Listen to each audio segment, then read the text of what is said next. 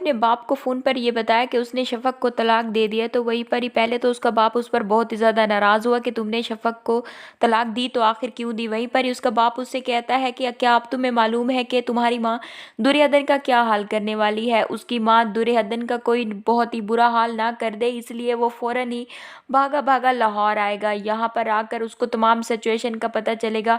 एक तो उसको ये पता चलेगा कि सुंबुल का बहुत ही बुरी तरह से एक्सीडेंट हो चुका है, दूसरा उसको फिक्र खाई जा रही होगी दुर्योधन की। उसकी बीवी शफ़क़ तो जो इल्ज़ामात लगा चुकी है सो लगा चुकी है। अब उसके अपने घर वाले भी किसी भी इल्ज़ाम को लगाने से गुरेज नहीं कर रहे हैं। यहीं पर ही उर्फ़ी की माँ उर्फ़ी के सामने ही दुर्योधन की क्लास ले लेगी और उसकी बहुत ही ज़्यादा इंसल्ट करेगी और उसको कहेगी कि तुम्हारा कैरेक्टर मैं शुरू से ही जानती हूँ, तुम्हारी ताई ने मुझे सब कुछ बता दिया था। उसने बताया था कि उसका बेटा तनवीर तो बुरी तरह से तुम्हारी मोहब्बत में गिरफ्तार हो गया था और वो तुमसे दूसरी शादी करना चाहता था।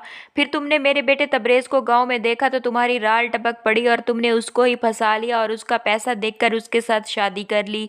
जब तबरेज़ तुम्हें छोड़कर दूसरी शादी कर बैठा तो तुमने फिर मेरे भोले भाले बेटे उर्फ़ी को फंसा लिया और इस तरह से तुमने उसकी बीवी को उसके हाथों तलाक दिलवा दी और अब तुम ये चाहती हो कि तुम मेरे दूसरे बेटे के साथ भी शादी कर लो। वहीं पर ही जूही अपनी बेइज्जती का बदला लेने के लिए शफ़क़ के पास पहुंचेगी और उसको कहेगी कि मैंने तो तुम्हें पहले ही बताया था कि उर्फ़ी दुर्योधन में इंटरेस्टेड है और वो बहुत जल्दी तुम्हें तलाक दे देगा।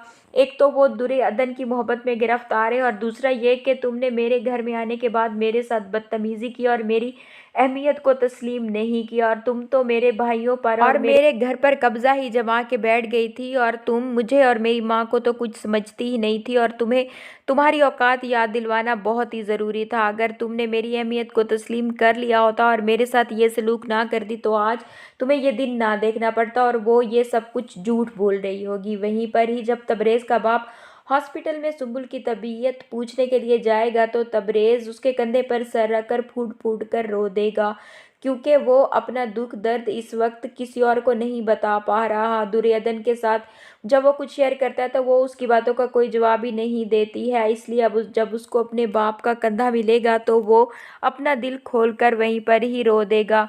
तबरेज़ जब अपनी बीवी दुर्योधन को लेकर जा रहा होगा तो उसकी माँ उसको मना करेगी कि इसको इस तरह से अंदर लेकर मत जाओ।